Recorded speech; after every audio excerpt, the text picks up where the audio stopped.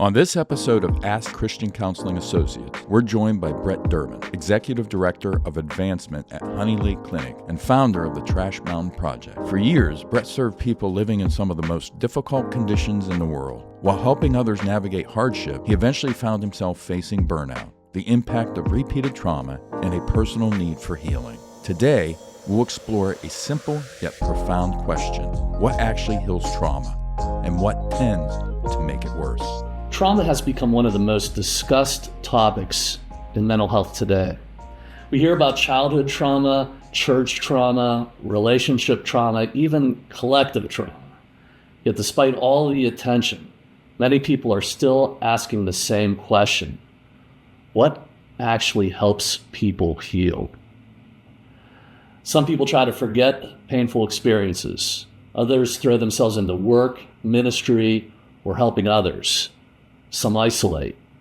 Others seek quick answers that promise relief, but leave deeper wounds untouched.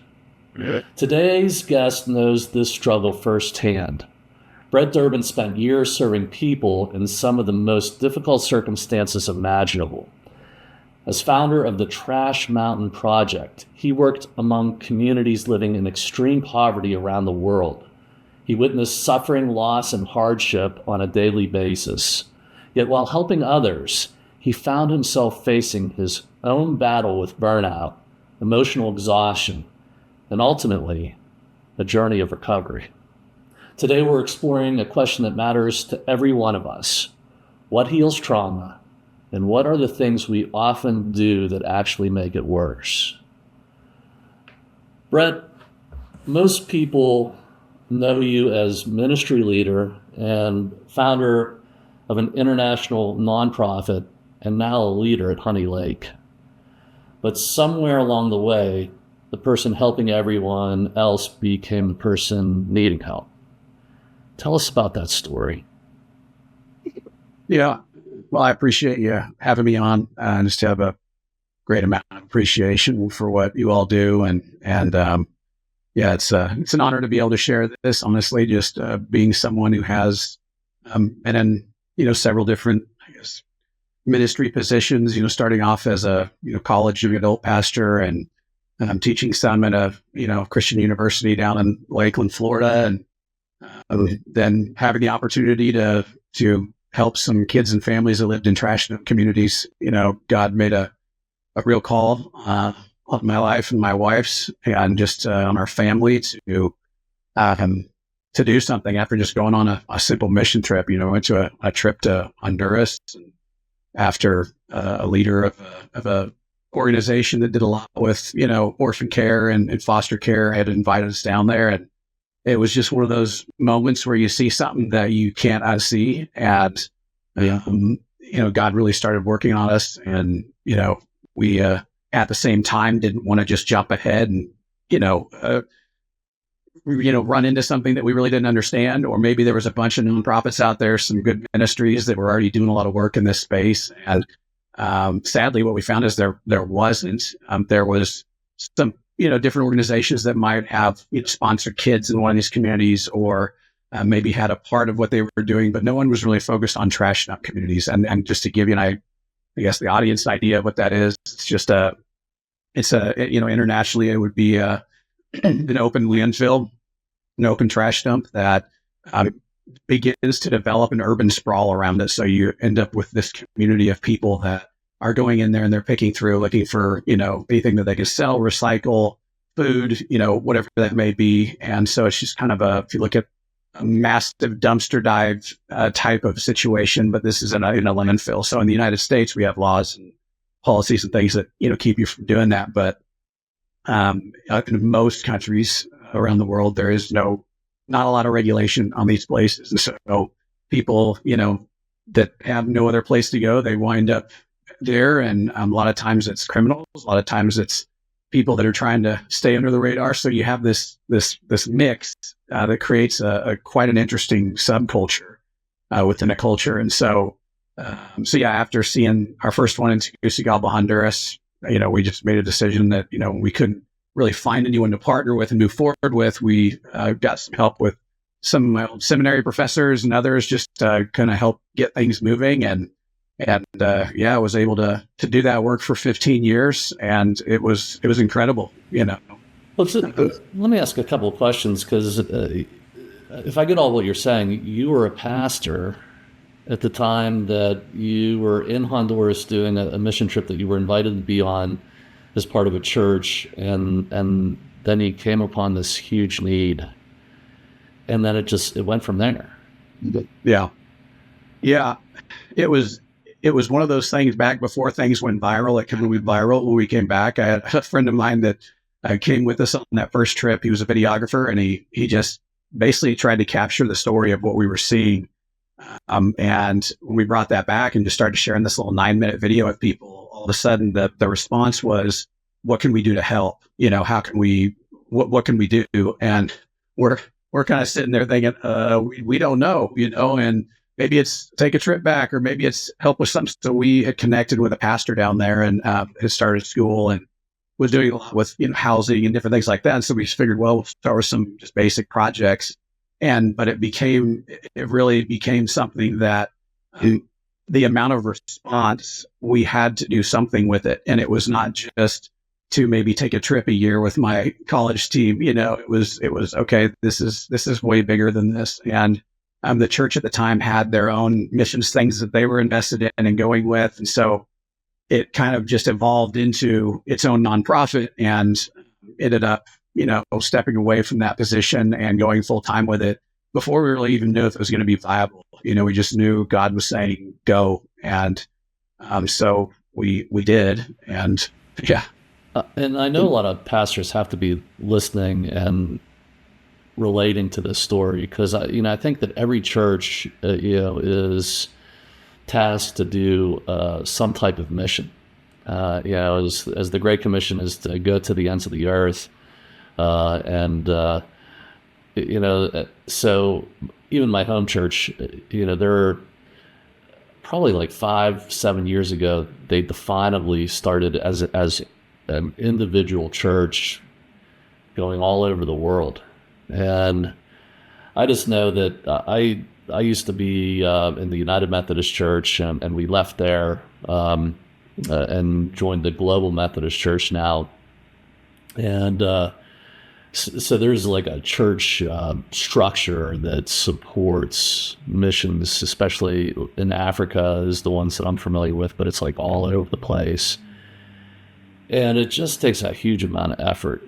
I mean, I remember how I got involved in Liberia was a pastor who I had known through some contacts in meetings that we were having in the States, emailed me and said, we need your help. And as I went and got involved, and it sounds a lot like what you're describing, the need is presented before you. And if you open your heart to that, you're like, hey, we got to do something. And it's just goes on and on from there. So it sounds like you had launched a significant organization.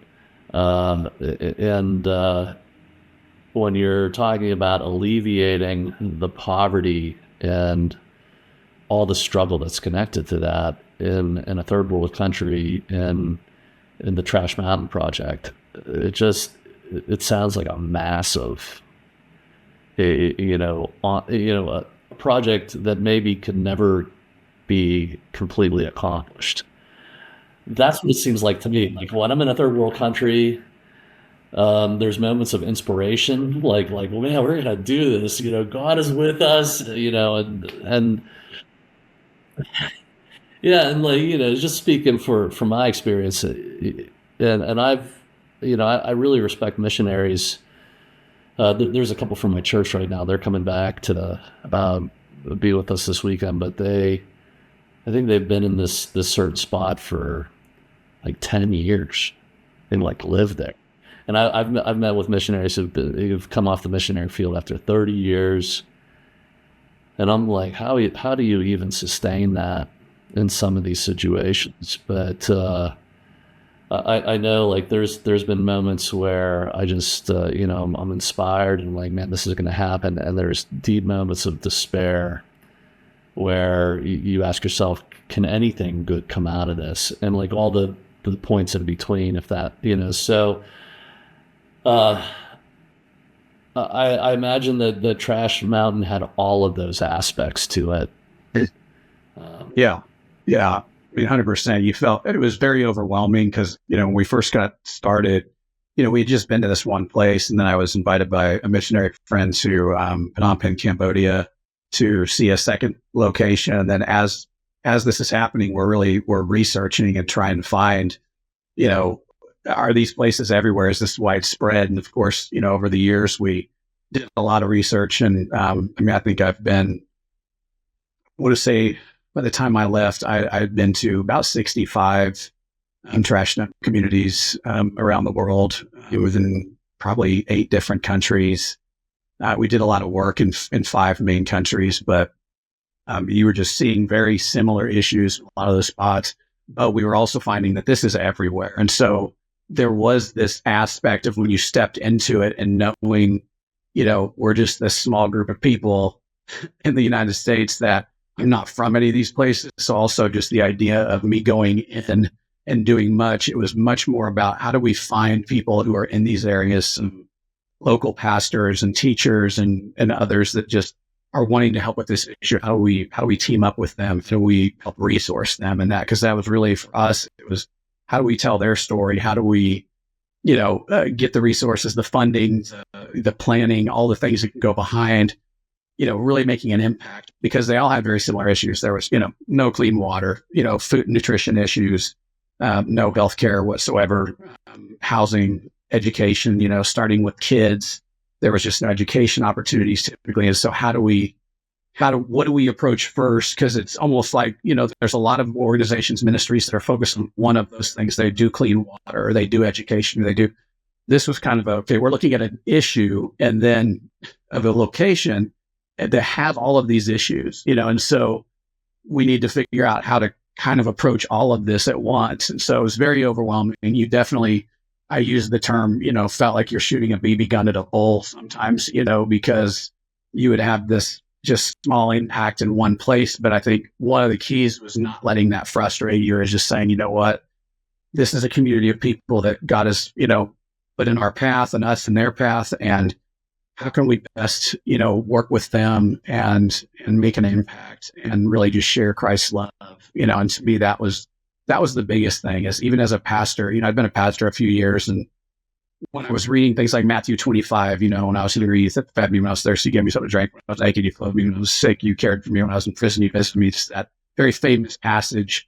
There's kind of a dual meaning within that passage, but one of them is also just very obvious. It's those things. When you do this, you represent me. Basically, you're doing it in my name. You're doing it unto me. And so you're serving me by doing this. And I was kind of looking at myself like, am I doing any of these things, and in my daily life. And so that also was a pull. And so you had all these different things pulling at you, knowing what the right thing to do was, maybe not knowing how to execute it right away, but knowing you could learn those and progress and figure out the right kind of mission. That was, but it was a lot. It was a lot to take on. As you said, it's like, it can be very overwhelming. It was extremely overwhelming. Yeah. Yeah. The thing that I don't know, have you read the book, When Helping Hurts? Oh yeah. So, we required it for all of our teams that went over. So we're doing the same thing. We're training all of our people on people who are on the ground there and people in the States.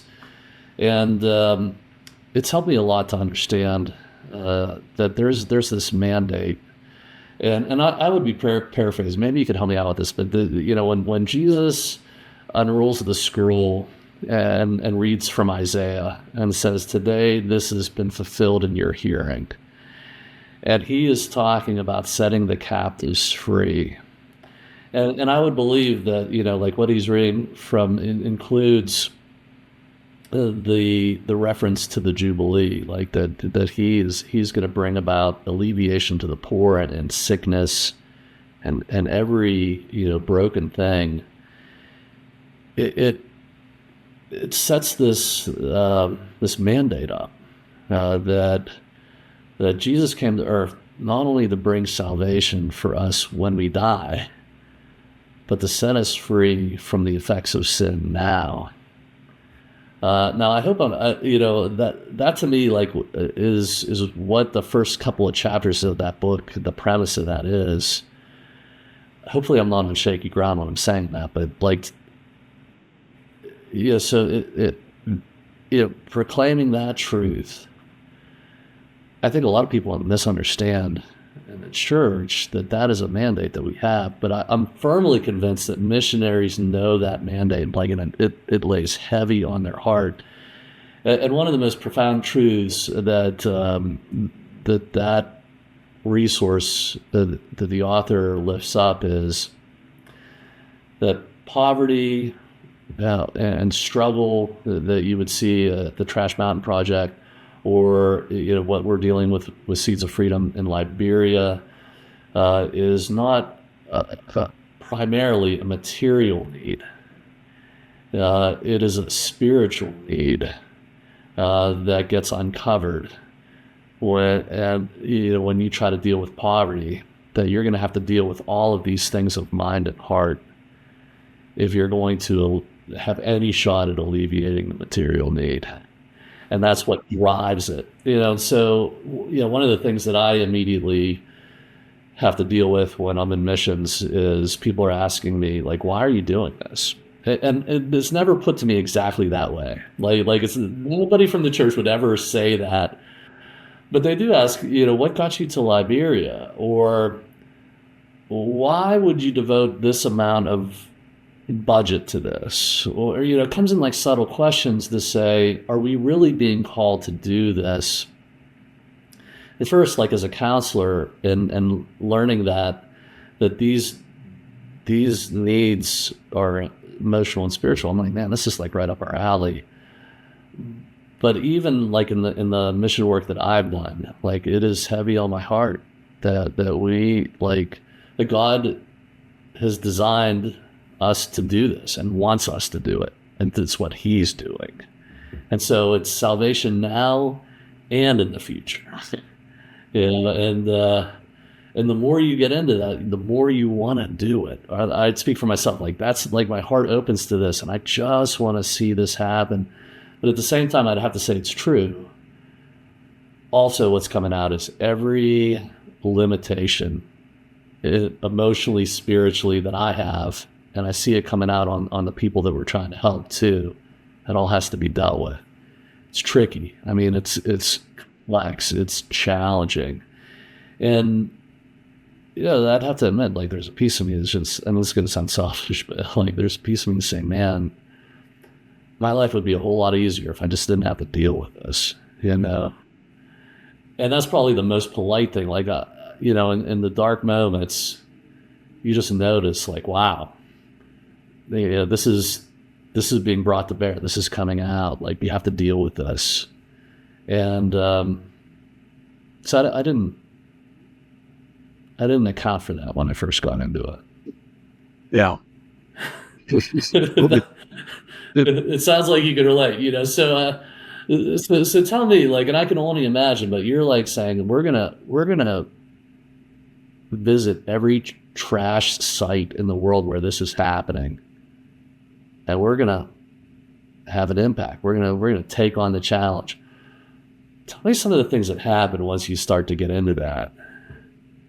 Well, you very quickly realize that the chances of that and reaching all these places are slim to none, or at least in my lifetime, or, unless God just did something huge that, started a movement that was different than what I could at least picture at that time and see taking place, but when we started really getting into the research side of it and just visiting places and trying to take in as much as we can and understand the core issues that people are facing, and then dealing with the governments and the different places where you're doing this, it was very quick to realize, okay, there's thousands of these places. We're not going to reach them all, but we really need to pay attention to which ones we feel God is putting in front of us. And we're getting connections at, we're starting to meet leaders in those areas. It was so much was based on when you meet a really good leader overseas, okay, we can work with, this person, and let's just back them up. Whatever it is they're doing, let's back them up and let's give them resources and all that. And so on our end, we operated a little bit like a foundation, somewhat. So we're a nonprofit ministry, but we're also, a lot of it was just resources are needed. It's like, well, we need to build a school. Okay, well, that takes money and that takes, people. And so there was, we need to build these programs and, what are the best ways to give people an opportunity out of working in the trash dump. And so there were so many moving parts to it. It did become, it was very overwhelming, but also once you started seeing everything working together, you could really focus in on, those specific spots that you feel that you were led to, and you start seeing the impact. And, there are, kids and families that are, really having massive transformation in their lives just because you were there to help, give them an opportunity. That's all they were looking for. You just did it in Jesus' name. And next thing you know, their churches are growing and the people are, coming to faith in Christ. And there was definitely a snowball effect that started to happen. And as soon as we were doing this in a few places, then other places would find out about what we do and start asking for help. And we were starting to get requests from people that, hey, come and, check this out. This is what we do over here.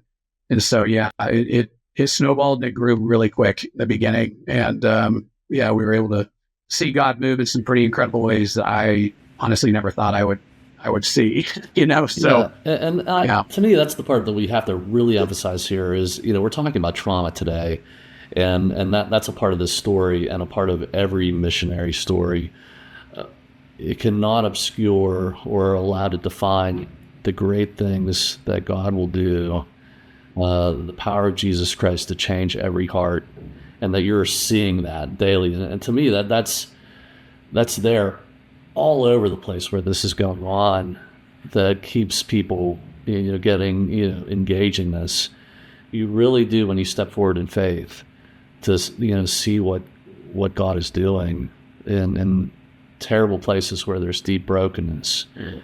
So, which becomes, honestly, becomes part of the problem, because you start to associate, say with something that you're going through. Maybe I, had a situation where I almost died, or you're watching terrible things happen to children, and you're taking these things in, and you're seeing God do amazing things in spite of that, and almost not connected to it, but if you put yourself in harm's way for God, he's going to do something incredible. And so then it almost becomes this cyclical thing where it's like, well, yeah, you got to just keep putting yourself back in this, and this is where God works, and but then that can lead you to a very dark place too, where it just becomes too much. And yet you've connected your faith so much to doing those things that you can't picture your faith outside of them.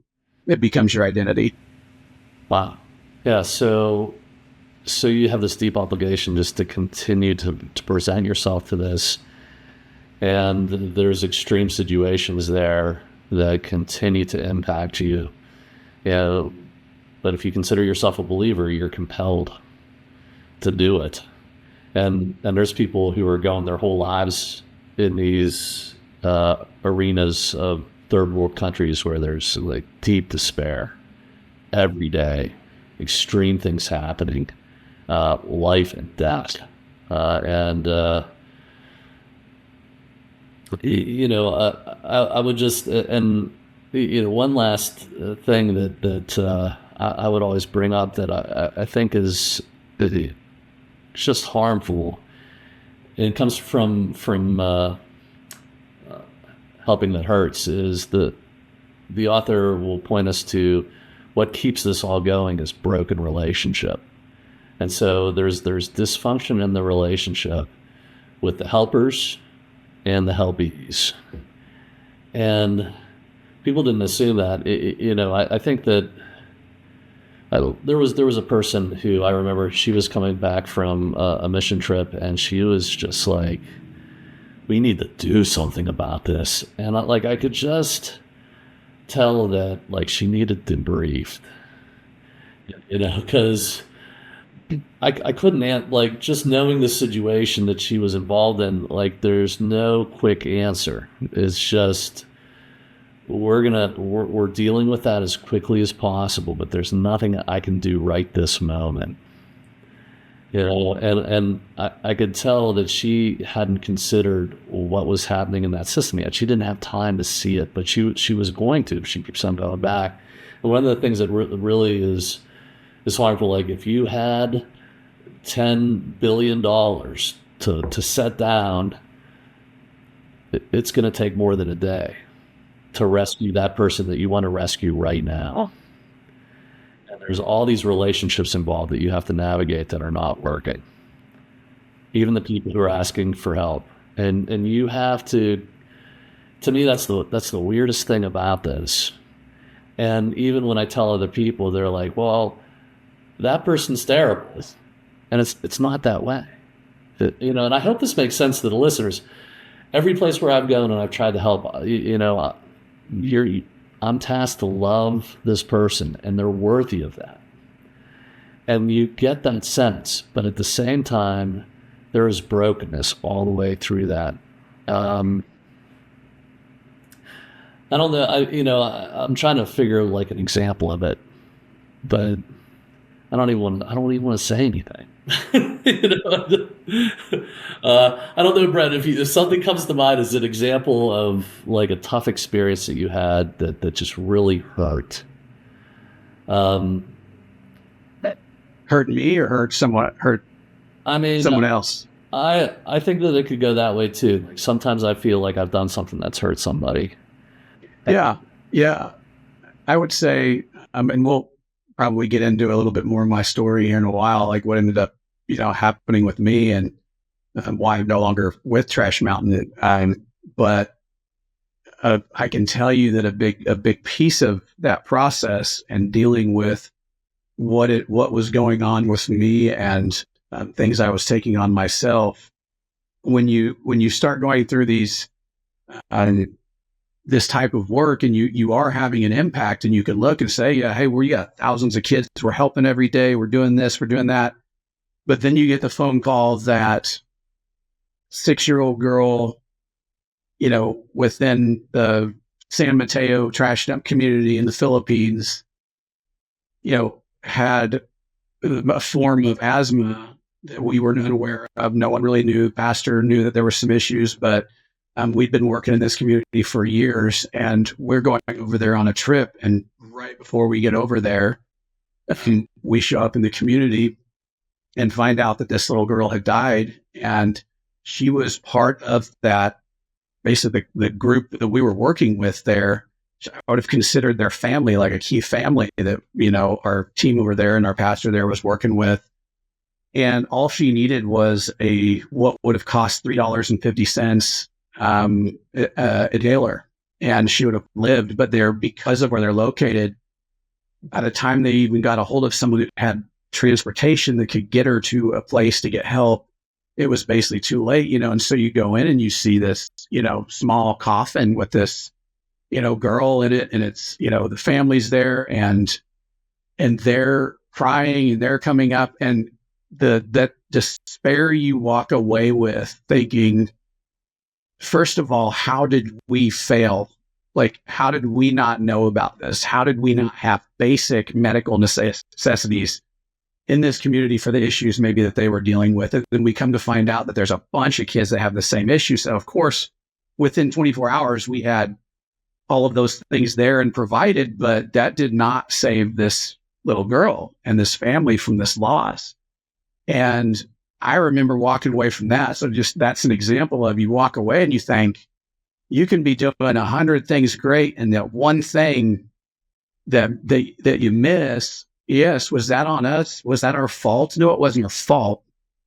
But that's how it feels. You start to take it on yourself as, I'm actually a part of the problem. If I would have done my job better, if I would have actually then aware that this was an issue, this little girl would still be alive. So then it starts to compound in your mind, and you start feeling like you have this wake of bodies behind you that if you would have done your job better, if you would have served better, if you would have put more effort in, if you could have raised more money, if you could have done these things, that they would still be okay.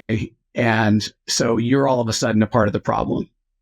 Yet in reality, that's not true, but you do start to believe that, and it starts to really take a toll. And when you stack one after another, that's just one story of a bunch that I could share with you. They're just like it. And yeah, I would imagine that was happening with you all of the time.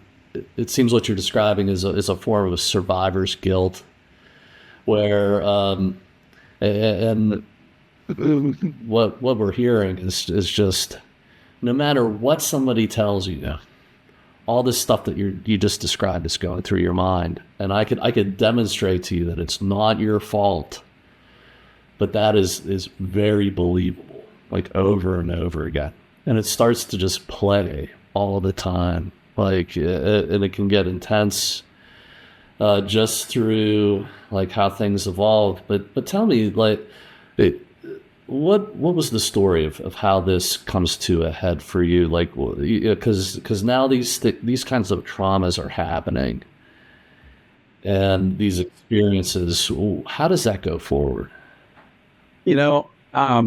Early off, I felt maybe there's kind of that early fire you have, and you just kind of have that energy, just you keep going, and you're going to face difficult things. And I do think the mind, I think the body, I think we're very resilient beings. I think God made us very resilient, but there is a point where a lot of things add up. And in my situation, it was a combination of two things. It was one, it was what would be considered primary trauma situations where I should have been killed multiple times, sometimes at the end of gangs, violent offenders, illness, ended up in the hospital with multiple parasites, bacterial infections, bad, viral encephalitis.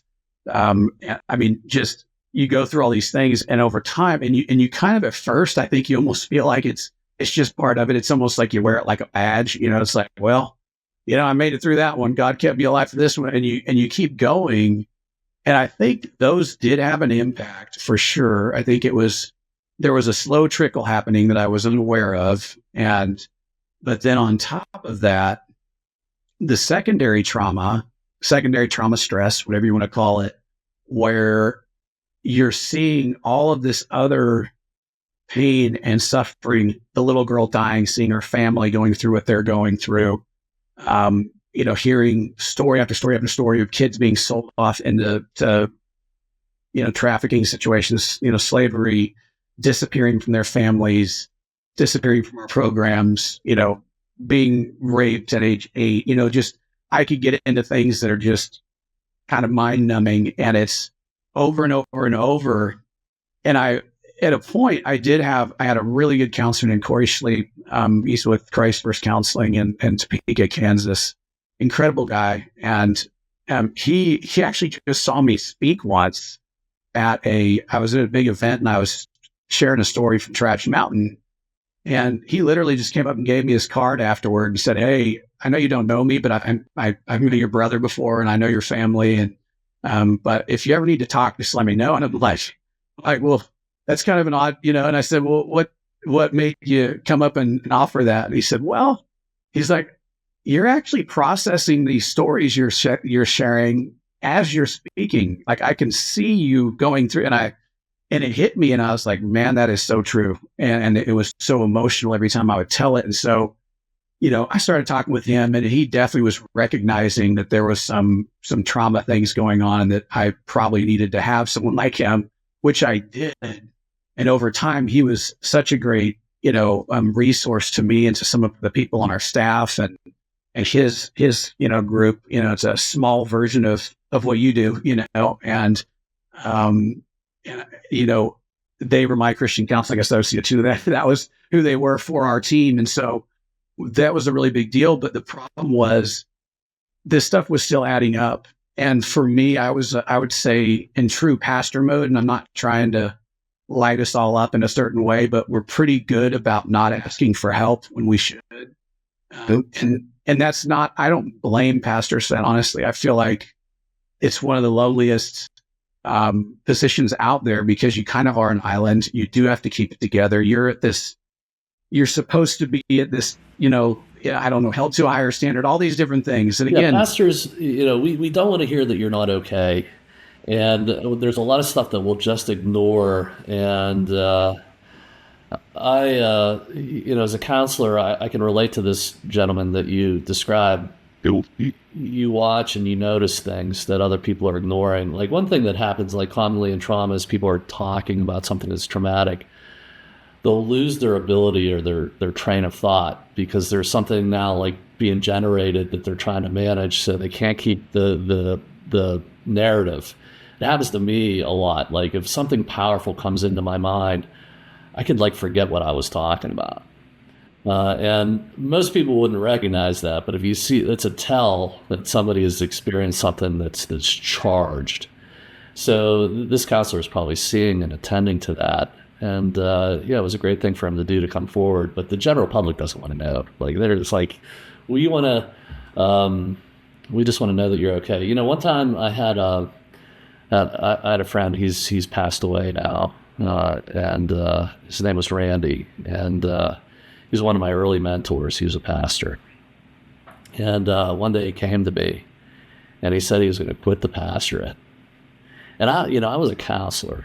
Yeah, but and this is, I'll tell this story. It's very, maybe too much information, but he came to me, like pulled me aside in this phone conversation, which was odd, just wasn't like him. And he said, I'm gonna launch this real estate business, and he started explaining it to me to say that this was going to be his future.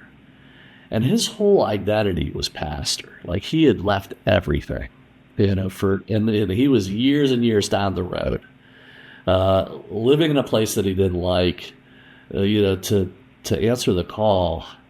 And before he got into this, he was a salesman. So he was like pitching this to me. And I just listened to it and I'm like, yeah, it's great.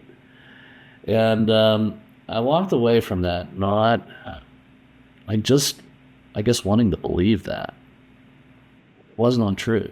It was like a cry for help. Like he was really struggling, and I'll always feel guilty about it because I didn't immediately recognize and listen to myself. I just wanted him to be okay, and I think that if anybody can relate out to this outside of here, it is like you want your pastor to be the strong one. Yeah, and sadly. And I would say for me, at least late in the process, maybe after doing this for 10 years or so, I also believed that, it was like I needed to be the strong one. And that was what my role was. I needed to be steady, yet I was not feeling very steady at that point, but there was really no one, he didn't want to share that. And even in my scenario, I didn't want to share it even with my therapist, even with my friend that, he should have been the easiest one to tell, but then of course you kind of close yourself off from my wife, from everyone around me as this started to progress. And I started recognizing that something was actually wrong, that my ability to process information was changing. In other words, say at the beginning, maybe in the first few years, I'd hear a terrible story or see a terrible thing happen to a child or on the field or with one of our leaders. And it was terrible, but I could process that and I could move on and keep going. Whereas it started to get to where it was almost like the wheel would get stuck. You'd hear another terrible thing and it would throw me off for days. It wasn't just for like a short period. It was days and days or even weeks. And it would start to get to me and I'd start getting to where I was just kind of down about it. And I would start taking it on myself as well and feeling like, what could I have done? It goes back to that story of that little girl. You start questioning yourself. And it's like, what if I'd have done something better, would this not have happened? So you start to see yourself as a part of the problem. And yet you should know that you're not, yet it's like your mind won't let you think in that way. And so as time progressed, it started really, I don't want to say innocence, not the word. It started small, but I started to, when I would face something like that, I would I'd have a couple of drinks, and turn to alcohol and nicotine and eventually, THC, whatever, basically anything that could numb that sadness, that anger, that pain, that I was interested in that, as long as it would allow me to keep going. And so in my mind, these were things that I was using so that I could keep going. And so it was very much a coping mechanism, but it was kind of some kind of medicine in my mind where it's like, well, if I can do this quietly and no one knows I'm doing it, everything's going to be okay. And I'll eventually get that worked out, And that's how pain works. The more the pain rises, the more relief it becomes ultra attractive. And so things that wouldn't have been attractive to you in a regular circumstance, like a pastor who is drinking too much or smoking or marijuana or whatever the case is, prescription drugs, like one taste of that becomes like an oasis. And people can really lose themselves in it. And it is like all this pain is racked up. And now, for the first time, you experience this relief. And it sounds like, that you were in a lot of pain over, racking up these experiences over time. Yeah. Yeah. And it really was. What I would say is that as that progressed, it was kind of like you're living two different lives, or living a lie of some level, because I wasn't sharing that with anybody. Nobody knew. And people could see that I was struggling. People knew I was maybe changing, especially my wife. I was also hearing from her, she was seeing me unravel at home and was even telling me like, have you ever considered doing something else? Because I'm worried, because I think this work that you're doing it's going to either kill you physically or mentally. And then I would question her faith, because, well, God put me on this path, and until he tells me otherwise, I'm going to keep doing it, which then you're dealing with like a spiritual abuse kind of level, because I'm saying, well, you should check your faith. And all she was trying to do is care for me, and could see, like, she could see the unraveling happening, and being emotional talking about it, just because it was bad, and, her concern started to be, she was waiting to hear like a gunshot in the middle of the night. She didn't know how, she knew I was bad off. And when it got to the point where she was thinking that, I had already unraveled to a point where, I was depending on those things. And yet the bad part was I was still functioning. I had done this job for so long. I was still getting things done. And so on a surface level, it could kind of appear like, well, yeah, he's struggling, but he's still getting things done. And, maybe everything's okay. But she was seeing a different side of me at home, and, me venting to her, and then, blowing up at her or my kids. I have 7 kids, so huge family at home, and so it's, they're seeing husband and dad change in a dramatic fashion, and it's not good. And yet I'm not letting myself see it, even though I didn't want to look in the mirror. It was like I was trying to ignore it. I was trying to say, I'll deal with it. I'll figure it out later. Who else is going to do this if I don't do it? It had become my identity too. Yeah. I think people would ask the question, like, how do you get into this space?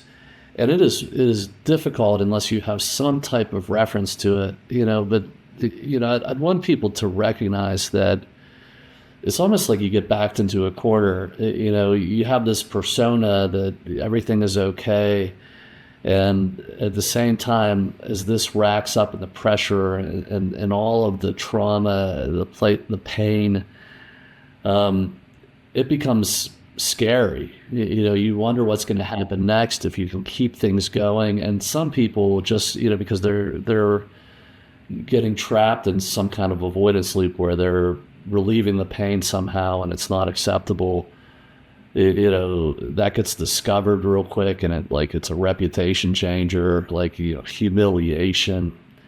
And people come to the place that say, like, I don't know how I'm going to live, and just watching people who get into crisis, again, that's probably the best way that I would describe it. Like, you really believe that there's like no hope, or like there's no way out of it. And if anybody's out there like feeling something like that, it is time to stop and find somebody to get help with and unload this burden. Like, keep going and keep avoiding to ultimately deal with it is not a great idea, because you will get just deeper and deeper. And so it's It is. like It's an unending hole that you're digging. So yeah, and I know that just and it's isolating, which means even as I describe this, if you or somebody out listening to the podcast have been in this situation, nobody can truly 100% understand. And that's probably, it's worse as things go on. There's like gulf between people's understanding of what you're experiencing. That can, like you described, it puts you completely alone. Are you or your family struggling with addiction or a substance issue? Christian Counseling Associates is ready to serve you, providing a wide range of addiction services in the Greensburg area. We serve both Christians who want their faith integrated into the counseling process and those holding any beliefs about spirituality and faith who want excellent and effective counseling. With many years of experience with mental health and substance use disorders, our counselors are professional, highly trained, and accessible. Don't try to do this alone. Find your turning point today at CCA. For more information, visit our website at ccawpa.com or call us at 724-396-1510.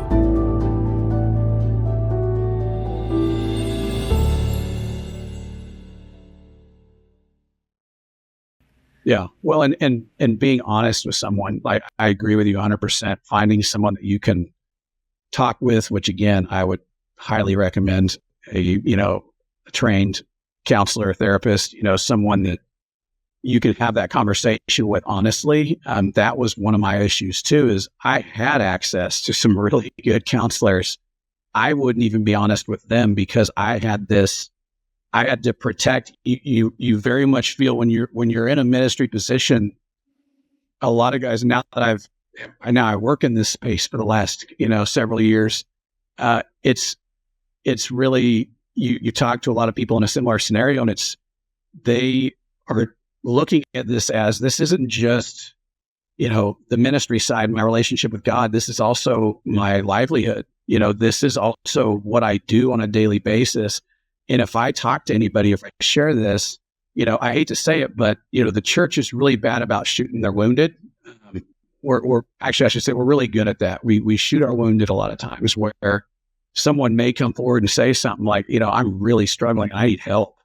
And yeah, they get the help they need, but then they're kind of cast out or cast aside. And then it's like, okay, now what? I came forward and said I needed help. Yet people see how that goes a lot of times. So then it creates this hesitation. And so when you do go and talk to someone, be honest with them. I mean, I think if I would have done that earlier, my big finale with this wouldn't have been what it was, and for me, the conclusion was, that I was at a point where I didn't care what happened to me. I wouldn't say that I was suicidal, but I did not care if I died. I did not care and it didn't even matter how, if it was me driving drunk or whatever, I didn't care. It was just, I was in a reckless point where I just felt that helplessness where it was hopeless and helpless. It was both. I mean, I just didn't know where to turn. And finally, and I openly admit now, it's like, there was probably a 5 or 6 month period I didn't pray, like leading up to when I finally sought help for this. My relationship with God was gone. I felt like he'd abandoned me. I felt like he wasn't there anymore. It was like, you dedicate your life to something for him, and you feel like he's no longer there. I'd had some of the highest spiritual highs you can possibly have, seeing God move and all these things. And then now I'm living in this dark place where I'm kind of seeing the opposite. I'm seeing the darkness. I'm seeing not God's side, but the other side, and it's just, it really does, it changes you and it breaks you. And finally, my wife, fortunately, she confronted me and basically, I just described it, she kind of lit me up like a Christmas tree and just said, I don't believe you. I don't trust you. I think you're probably on something. You're not well. You're not acting like a pastor. You're not acting like a leader. Your moods are all over the place. And she basically just kind of laid it all out. And there was nothing I could say. I just kind of sat there, and usually I would argue, I'd try to defend myself and it was the time for that was done, and I just kind of took what she said and I said, well, let's talk about this in a couple of days. It was actually on a holiday this happened. And next thing I know, she was coming to me a couple of days later, and that same counselor I had met with many times, she had talked with him and recommended this place called Honey Lake Clinic. And it's a tough thing to walk through. So if you are a leader, if you are someone that's in a position like that, and you need that kind of help, I knew immediately when she brought up what it was. I didn't know what Honey Lake was, and as soon as she explained what it was, I knew this was God's olive branch. That this was the opportunity, because I didn't want to be where I was. It's not like you end up in that place and you're just satisfied with it. You're sliding down a hill in a horrible way and very fast, and it's like you can grab onto one thing and hopefully that'll help. And so I did. And at that point, I came clean with her about everything, which you can imagine was very hard for her and very damaging, and trust was completely broken. And it's like, hey, I've been lying to you for the last 3 years about how bad this is, and here's how I've been dealing with it, and sharing with my board. They were very graceful with me. They understood that it was a complicated situation. It wasn't just Brett behaving badly, but it was that. That is something that I really had to own with them later, is just saying, look, you have all the right in the world to fire me at this point. I have not been acting the way a leader should be. And they didn't, which I appreciated that. I think I needed that support through that time. I ended up coming to the conclusion while at Honey Lake that I needed to step down. And just because it was the way my psychiatrist here put it was, for me to tell you to go back to that same work would be like telling a severe alcoholic to go run their favorite bar. It's like, could you pull it off? Maybe, but putting yourself back in that same situation, that same trauma, it's going to have an impact on you. And I just can't say that you're going to be able to just, get right back into it and be fine. There was just no good recommendation there. And I also felt very clearly God was saying, it's time, like you need to step down. And that must have been very difficult, though. I would imagine to resign a position that you'd put all that time and work in. And so there were some true consequences. And at the same time, some great advantages. And, I want to talk about Honey Lake a little bit. And maybe you could, on a future podcast, talk about the advantages of being part of a big family. There's some people, just in design of things, you have 7 kids, they're not going to let go easy. Your wife comes at you and, brings some awareness to this and helps with some components. And it hadn't gone too far. I mean, the more time that you let this go on, the tougher it gets, because it's a mountain in itself. But, thank God that all that was there for you. Yeah. And I don't feel like I had long, honestly. There was the level of just letting go and the destruction that I was on, the path I was on was very bad. But you're right. I mean, having people that care about you, that are saying something, it was the difference maker, for me, and saying yes, and giving me. And you have this major thing being put in front of you. It's like, hold on a second, I got to go somewhere for a month. Like, I got to disappear. I got to drop off the radar and get and get treatment. I got to be at a, in my mind, all I was hearing was like mental hospital. I'm thinking, oh my gosh, is that where I'm at? and I think deep down, I knew it was where I was at. It was just, it's shocking. It's a shocking experience. Well, and I think that's, people listening, maybe this is easier, but at this point in your life, it might be hard for people to imagine that all this was going on. But that's the point of telling the story is, we want people to, see that redemption and recovery is completely possible. And so, if I get all what you're saying, you take the big step to go to Honey Lake.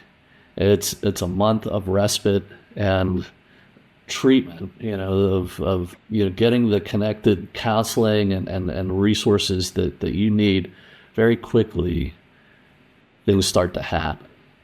And, so I bet you people are listening to the story, and would meet you and be like, man, it's hard to imagine that this happened to you because the recovery has been so complete.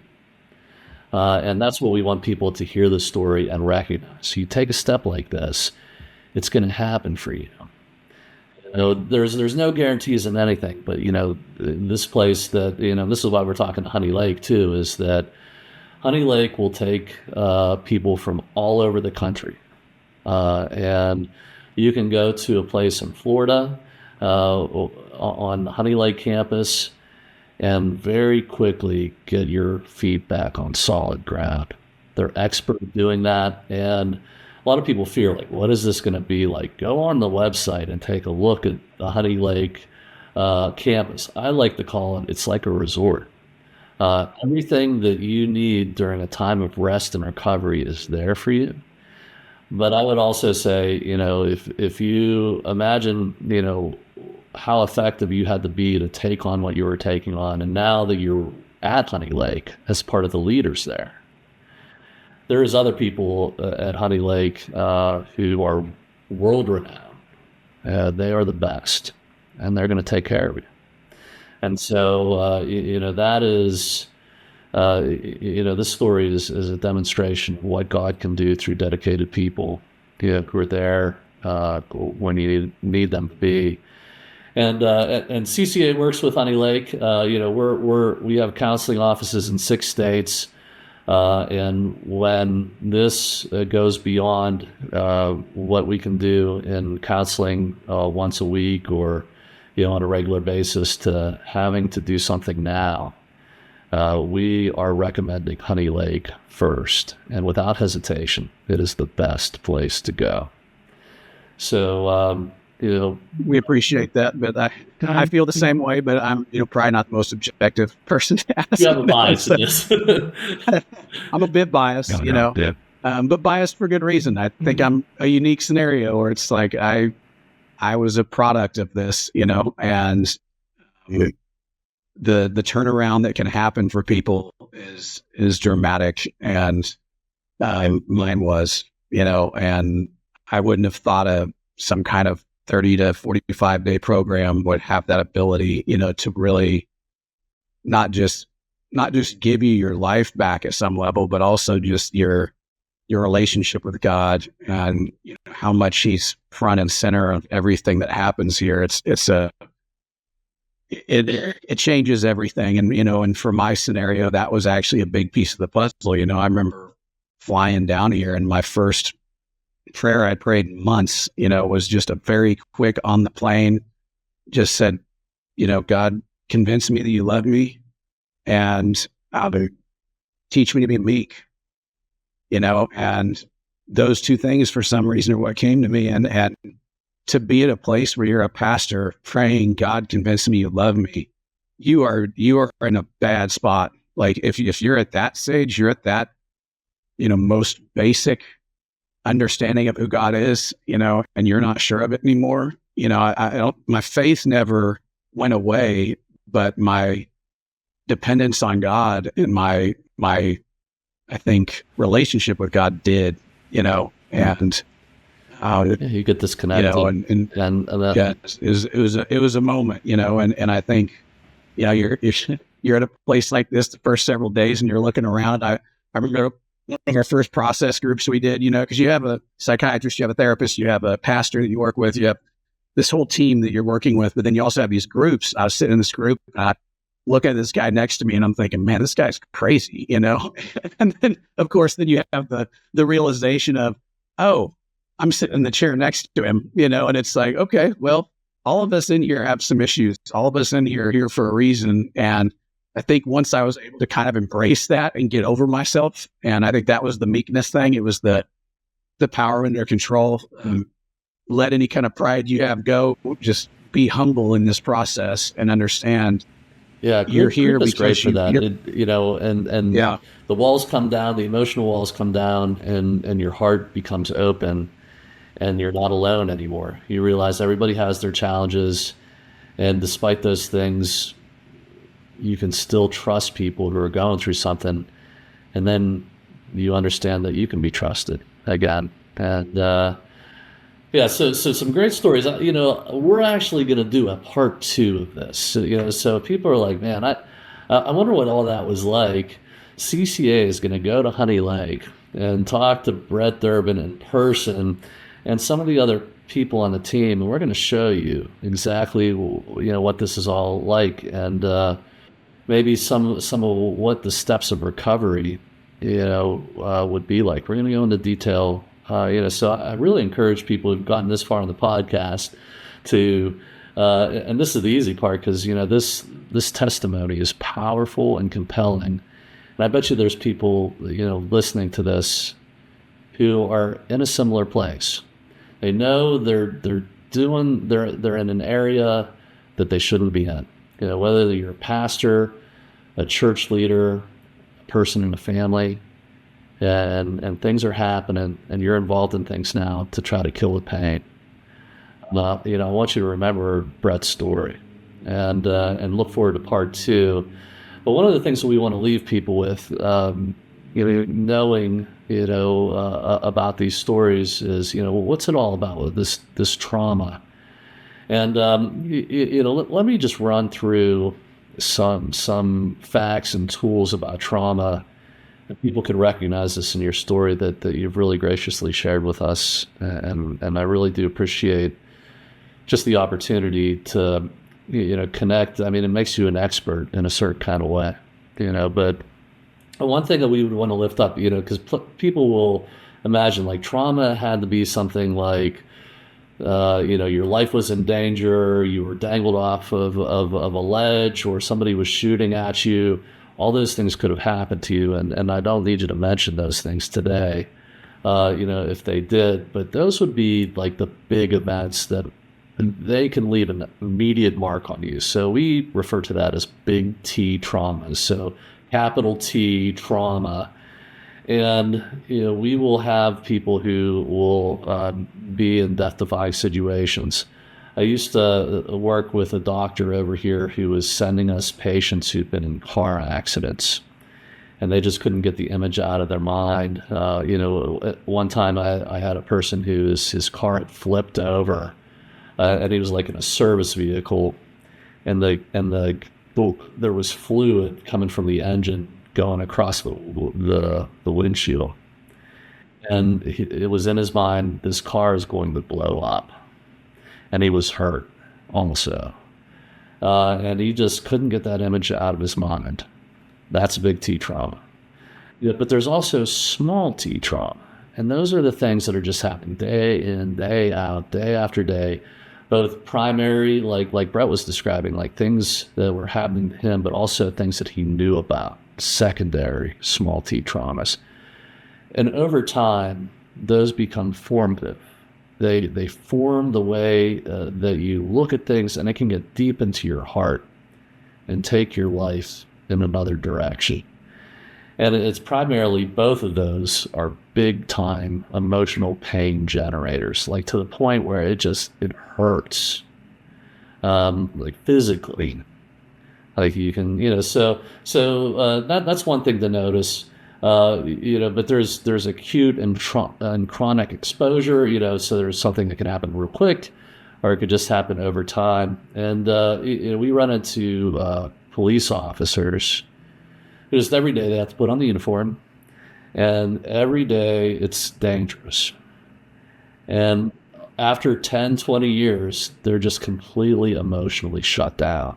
Like they can't get in touch with anything because they have to learn how to turn that off to be able to function effectively. And then they realize that when it comes time to take off the uniform, they can't take it off. Like it is just, they're always just shut down in action mode. And that's chronic exposure. And, you know, Brett, your story has a lot of chronic exposure just over time. So there's also compassion fatigue. You know, when you get into that, like that kind of exposure, you recognize that you can't feel anymore. It's like you stop caring because it's dangerous to open that up. There's all this stuff coming through your mind. So you have trouble, continuing to generate connections with people. There's moral injury. And there's been a lot of research around this lately where, especially in big T acute traumas, like something really quick happens and you had to act and you didn't even have time to consider what it was. It just happened. And now you look back on that and it was something that goes against your conscience that happened. And it's hard to recognize. And that happens to people in ministry. That happens to people in military or in service jobs where they wanted to save somebody, but they had to go this way instead of that way. And definitely the last category, secondary trauma. People in ministry as well as people in counseling, you hear these stories over and over again, and you want it to work out a certain way, or you want to be able to do something, but just the hearing of it and caring about it in and of itself gives you this exposure over time. So think about all of those categories, but as we hear Brett's story today, a lot of that is demonstrated, in your testimony.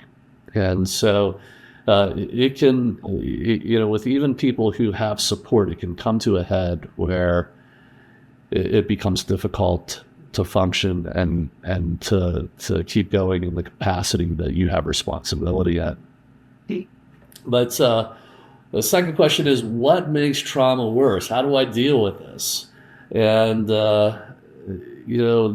that's the part in the story that you shared, that you were turning to alcohol and other substances. It's very common. It's a great pain reliever, and it's also it's avoidance. So all of this, the worst thing that you could do with trauma, it's going to sound counterintuitive, is to not deal with it, to avoid it, to try to turn your mind away from it, is going to make it worse.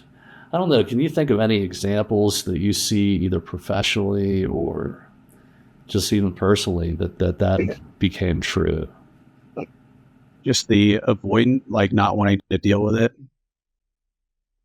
Yeah, I mean, I think in my situation, it was almost all of it. I mean, I think it was you're kind of just, it's almost like you found a way to pack it down into a certain file. And once that file gets too full, it starts to kind of spill out. That was really, I think, in my scenario. But we have a lot of, I mean, I would say even, our patient load at any given time, we may have 20 to 25% of our patients are leaders, and that could be, they could be pastors, missionaries, counselors, you name it. And so many of them, that is part of their story, is they have taken on so much and they avoid it. So they don't want to talk about it. They just kind of push it away.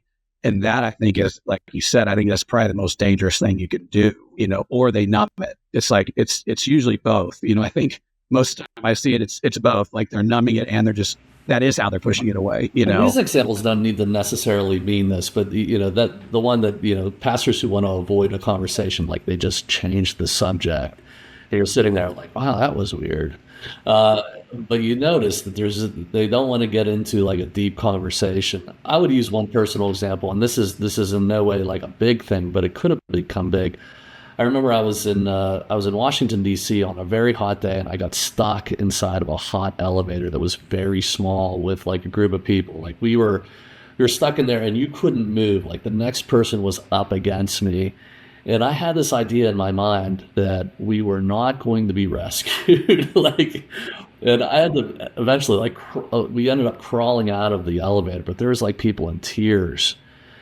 And I'll tell you immediately, like the next thing that goes into my head is, I am not going to get another elevator.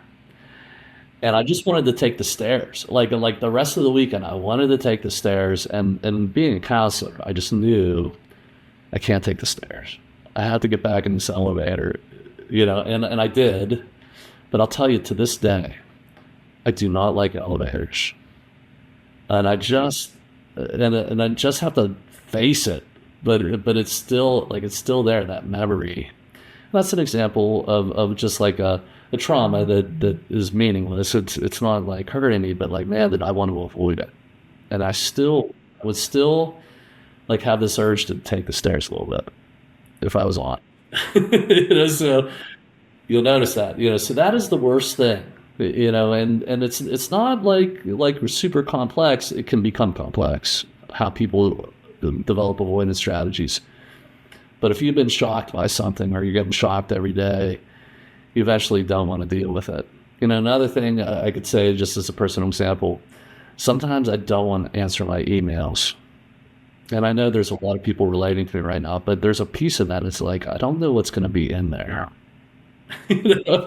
So I love CCA. I love my work. Thank God, and but at the same time, some pretty serious things come through messages to me every day. Yeah. It's just one of those. It's interesting you say that, because that was actually something that I was much better at now. But communication was a hard thing for me, when I was running Trash Mountain, and it was anyone who worked with me would tell you that. So like anyone that would ever see this that worked with me would be like, yep. But towards the latter third of the time I was working there, it got worse and worse. And I actually looked back at it at one point. I think it was actually when I was here as a patient at Honey Lake, why was I so bad at that? And it wasn't even necessarily the response. It was, I didn't even want to see it, because if I did, then I had to deal with it. It was like, it's like opening it means I had to deal with it. And I think subconsciously I was actually avoiding it just because I just didn't want any more. It was, if I see, I'd even like kind of filter them, and I'd say, oh, I know this will be fine. I know this will be fine, and oh, this will be a good one, but then others I'd look at, I think, I don't think I can deal with that today, Yeah, there's a relief valve psychologically, and that gets stuck. And like you were describing in the early part of this testimony, you overflow with trauma, like your ability to take on one little bit more, and then some people will just run, or find subtle ways to stop the incoming, because you don't know what to do with it. And it's very easy to get stuck.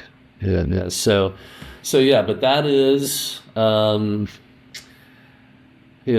of the worst things, or it's the primary thing, I should say, is that avoidance. So next question, what actually heals? And again, I'm just trying to give some people some tools as they listen to this testimony and they're relating to it. If trauma damages us, what are the ingredients of genuine healing? Well, I think you saw all of that today. There has to become a place where you put a name to this, and you get down to the reality by naming it, and there's an honesty to it. You have to describe it accurately, and you have to tell the story accurately. Now, I didn't give Brett enough time, and we didn't have enough time today, but he took those steps and had time at Honey Lake, to let that unravel. And getting to the truth is a form of facing whatever it is, and it is like unplugging that cork to that relief valve psychologically, and it starts to allow things to be alleviated, where now you can take things in again, and so you have to face what happened psychologically in the heart, and you need other people to do that. You need somebody on the other end that becomes like a mirror that helps you see the reality of that very clearly. And just understanding that you can heal from these things. Like, these things can, now there's always going to be scars. There's always going to be things that could resurface. I totally get all of that, but also at the same time, there is hope when you're dealing with something like this. And I think so many times we tell ourselves that, no, I'm a hopeless case. I don't think there's anything that can be done. It's like, look, I was in a bad spot. And when it comes to the psychological testing and all the things that therapists will do when you come to Honey Lake and all the different evaluations you have, I mean, I was on the high end of severe PTSD in terms of diagnosis.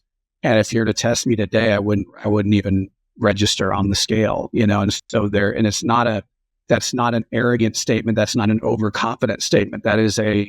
It was a long process to get me to that place, but you can get to that place. And then you also have the tools to know how to look out for if something like this was to start happening again, and the people around you also know as well. So yeah, it is very possible. And that's something that people need to hear. And maybe that's a part too, is that there's a reality to the recovery process. Honey Lake, provides a great foundation in a month, for chronic problems, but then there's a process after that. So people, they'll leave the process, they'll go back to avoiding, there's all these pitfalls, but in these safe relationships, in community, in accountability, all things that, you will learn in the Christian community. There's some people who are just getting into a life of discipleship, and people who've been here their whole lives, who realize like how difficult it is to stay on that path. But, there'll be people who stand alongside of you, and that begins in a place like Honey Lake or at CCA or in a trusted small group at church. And, but in something that you're describing, it's good to have somebody who is tasked to be there, a professional who will stand by your side, and later on the church can then go the long haul, but, part two, maybe we talk more, about that in detail, but this engagement, and the one thing I guess I'd bring up is don't discount that things become unconscious, like so completely like shoved down, that you've lost sight of because you have these blinders on psychologically. You've denied so much that you just got used to it. Now it takes another person to just gently, and supportively point that out, and then you can see it again. I've had people in groups and in individual counseling who just really had trouble seeing something, but very soon could pick that up and say, oh yeah, I am doing that.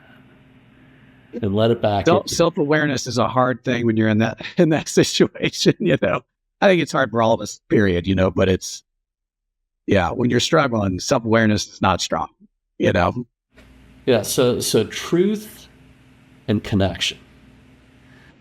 Simple but profound. That will heal. And that's in God's design. It's about relationship. And it's about rediscovering the truth that's on your heart, that the Holy Spirit is leading you to all the time. God is gracious. He will give you a chance, even when it seems most hopeless. It sounds like you always had that awareness, Brett, but we both know that people lose that sense completely. So sometimes it's just having people around you who will tell you the truth, to say there is hope.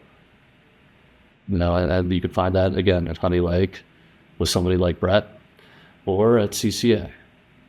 So that's gets us to trauma in the church. And just real quick, I mean, if you were to lift up something, you said the church sometimes shoots their own people.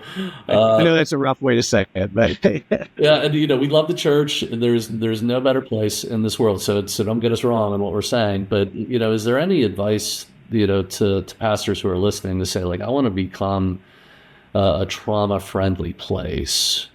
Any advice that you could just throw out there that you learned on your journey?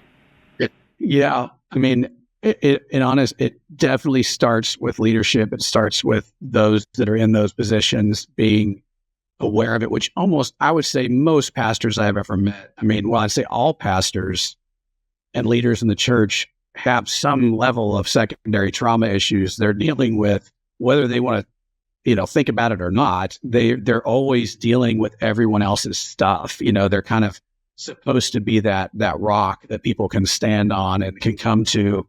And yes, that's a great quality of a good pastor and of a church, where you can come in and you can seek help. You can come with what your issues are and be able to talk to someone, whether it be spiritual or emotional or physical or whatever's going on. The church is the greatest place for that. I think it is the mechanism Jesus left in place was the church. And we are, I would say CCA and Honey Lake, we're extensions of what that is. I would say what happens here is part of the church. What happens in the offices at CCA is part of the church, but when you have that church body that that people are coming to, as a leader, just being aware of a couple of things. One is, know your limits, like know where that ceiling is. Now, some pastors have degrees in counseling and also pastoral counseling, all these different things. They may be way down the road to where they can really help a lot of people in that setting. But most of the time I went to seminary and I think I had maybe 2 class periods. We talked about pastoral counseling, yet we were immediately expected, once you're in that position, you're just expected to know how to do that. And so I think a lot of us wound up in that position. And so you're in these deep conversations, know when all of a sudden it's above your pay grade. Like, just be able to admit that and say, okay, this is when I need to contact a CCA or Honey Lake or whatever your resource is around you. Having a good connection with someone, being able to pull in that help when it's necessary, whether it's for yourself, your team, or your congregation when you're having conversations with them. Being willing to do that, and also not stigmatizing mental health. That is the thing I think drives me the wildest within the church. Is it's way better than it was even just a few years back, I think, but it has a long way to go still, to where we need to be able to talk about these things openly. God designed us. He designed our mind, our brain, our bodies. There is a design for how we should operate. But when people are struggling, they need to be able to openly talk about it and not feel like they're going to get pushed aside, or they're going to, like I said, I know it's a harsh way of saying it, shooting our wounded. That's, what I'm implying is we need the wounded to be able to feel like the church is the safest possible place they can come. Absolutely. That's great advice. I would say, based on what you said, the church needs a crisis trauma plan and a